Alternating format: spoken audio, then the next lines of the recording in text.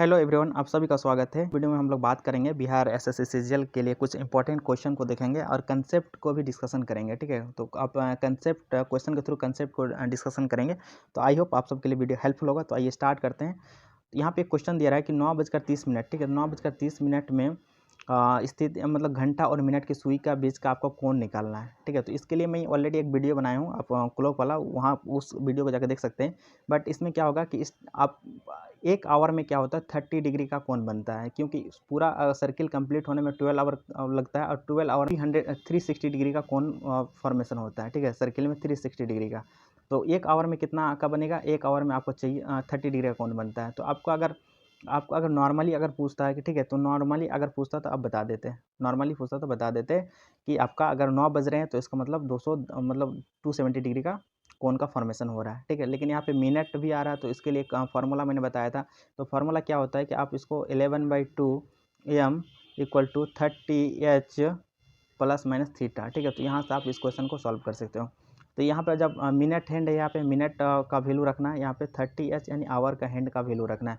11/2 into m करेंगे तो यहाँ पे 11/2 इंटू 30 = 30h, तो 30 इंटू 9। ठीक है, तो एक प्लस माइनस थीटा। ठीक है, तो ठीक हम ऑलवेज पॉजिटिव लेंगे वैल्यू। ठीक है, तो यहाँ से अगर कैलकुलेट करेंगे तो मेरा वैल्यू कितना आ जाएगा? 105 डिग्री आ जाएगा। ठीक है, जो इस क्वेश्चन का आंसर है। आइए नेक्स्ट देख लेते हैं। यहाँ पे नेक्स्ट क्वेश्चन कह रहा है कि एक तांबे के बने गोले का व्यास 9 सेंटीमीटर है, इसे 2 सेंटीमीटर वाला व्यास वाला तार बनाया जाता है, तो इस तार की लंबाई कितनी होगी? ठीक है, अब देखो एक गोल आकार का तांबे का बने गोल का व्यास का 9 सेंटीमीटर मतलब तार दिया हुआ। ठीक है, तो इस केस में यहाँ पे तार बनाया जा रहा है, तो तार आपको किस तरह का दिखता है? आपको सिलेंडर की तरह दिखता है तार। ठीक है, तो तार सिलेंडर की तरह दिखता है। तो तार का अगर वॉल्यूम का बात करें, मतलब सिलेंडर का वॉल्यूम क्या होता है आपको याद रखना है, तो πr² होता है, πr² होता है। ठीक है, एच यहाँ पे क्या हो गया इसका? हाइट या लेंथ आप बोल सकते हैं। तो लंबाई मुझे एच निकालना है। और यहाँ पे अगर एक गोले का बात करें, तो गोले का क्या होता है? यहाँ पे व्यास दिया हुआ है 9 सेंटीमीटर, तो व्यास यहाँ से रेडियस निकल जाएगा। तो रेडियस यहाँ से कितना हो जाएगा? आपका रेडियस 9/2 हो जाएगा। ठीक है, तो रेडियस, और इसका अगर वॉल्यूम का बात करें तो 4/3 πr³ होता है, 4/3 πr³ होता है, 4/3 πr³ होता है। ठीक है, अब देखो जब दोनों को इक्वल करोगे ना, यहाँ पे दोनों का जब इक्वल करोगे, क्योंकि 9 सेंटीमीटर वाले से ही बनाया जा रहा है ना, तो फिर इक्वल करोगे तो मुझे यहाँ पे एच निकल जाएगा। ठीक है, आर यहाँ से मतलब एच निकल जाएगा। और यहाँ पे बोल रहा है क्या? 2 सेंटीमीटर वाला व्यास वाला तार बनाया जाता है, तो यहाँ पे भी इसका रेडियस 2 सेंटीमीटर है, मतलब r/2 हो जाएगा, यानी 2/1 हो जाएगा, यानी 1 सेंटीमीटर हो जाएगा। और इसका रेडियस क्या हो जाएगा आपका? यहाँ पे 9/2 हो जाएगा। ठीक है, बस कितना हो जाएगा रेडियस इसका? मैं मान लेता हूँ स्मॉल r, तो इसका हो जाएगा 9/2। और इसका तार का आपका रेडियस दिया हुआ 2 सेंटीमीटर, तो इसका रेडियस क्या हो जाएगा? कैपिटल R मान लेता हूँ आपका 1 सेंटीमीटर। ठीक है, अब देखो 4/3 πr³, तो पाई दोनों में कैंसिल हो जाएगा, πr³, तो यानी 9/2 का होल क्यूब हो जाएगा। ओके, इक्वल टू यहाँ पे हो जाएगा πr²h, तो पाई यहाँ पे 1 का स्क्वायर इंटू एच। ठीक है, यहाँ पे कैलकुलेशन करूँगा तो पाई यहाँ से कैंसिल हो जाएगा, पाई कैंसिल हो जाएगा। और 9/2 का जब क्यूब करेंगे, ठीक है, तो आपका कितना आ जाएगा वैल्यू?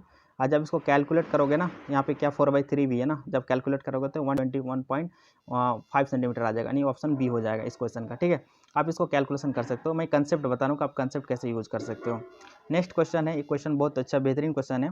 एक दुकानदार दो कुर्सी में प्रत्येक को 400 रुपये में बेचा। एक कुर्सी पर उसे 20% का लाभ तथा दूसरे पर 20% की हानि हुई।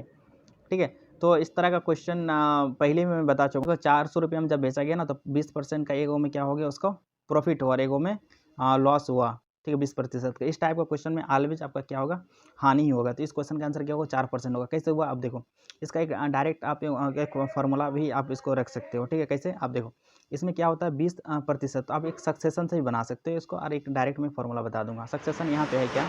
20% यानी लाभ, यानी पॉजिटिव में वैल्यू 20% हो गया, तो 20 यहाँ पे देखो सक्सेशन लगा दे रहा हूँ मैं। माइनस में क्या हो गया? 20%। हाँ, फिर यहाँ पे प्लस माइनस माइनस हो जाएगा, तो 20 × 20/100 हो जाएगा। ठीक है, 20/100 हो जाएगा। तो यहाँ पे अगर कैंसिल आउट करेंगे तो यहाँ पे क्या हो जाएगा? 5 और 5 का 20, तो यहाँ पे निगेटिव में आ रहा है, तो निगेटिव में आ रहा है, इसका मतलब हानि हो रहा है, तो 20 यहाँ कैंसिल हो जाएगा, नहीं -4% हो जाएगा। ठीक है, तो अब इस क्वेश्चन का यहाँ से भी आप कैलकुलेट कर सकते हैं। बट अगर इस तरह से नहीं करना है तो इसको इस तरह से कर सकते हैं, x/10 का होल स्क्वायर से भी याद रख सकते हैं। ठीक है, तो यहाँ पे x का वैल्यू क्या है? 20/10 का स्क्वायरिंग करेंगे, ऑलवेज निगेटिव होगा, इसको याद रखना है आप। तो यहाँ से भी आप कैलकुलेट कर सकते हैं। तो ये एक फार्मूला हो गया, बट आपको फार्मूला याद नहीं रखना है। यहाँ पे 4% का क्या होगा, लॉस हो जाएगा। ओके, आइए नेक्स्ट क्वेश्चन देखते हैं। क्वेश्चन कह रहा है किसी धनराशि पर एक निश्चित दर से 2 वर्ष के साधारण ब्याज तथा चक्रवृद्धि ब्याज क्रमशः 800 तथा 840 रुपया हो जाता है। तो साधारण ब्याज कितना, 800 रुपया, और SI कितना हो रहा है, 840 रुपया हो रहा है। इसका मतलब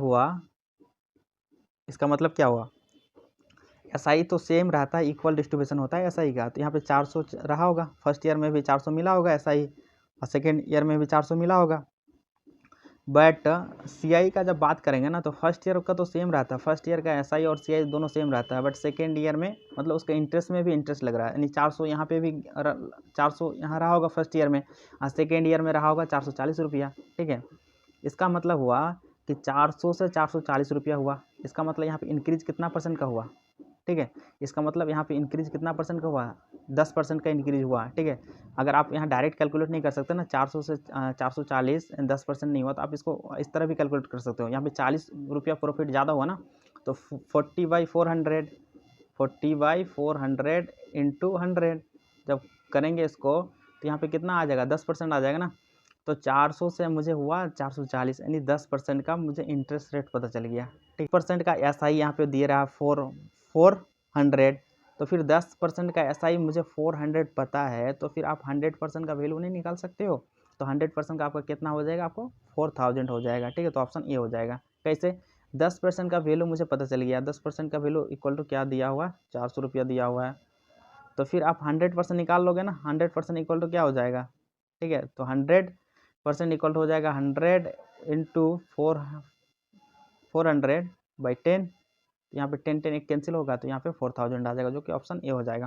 ठीक है, तो आप इस तरह का और वीडियो चाहिए तो आप कमेंट सेक्शन में लिख के बता सकते हैं। तो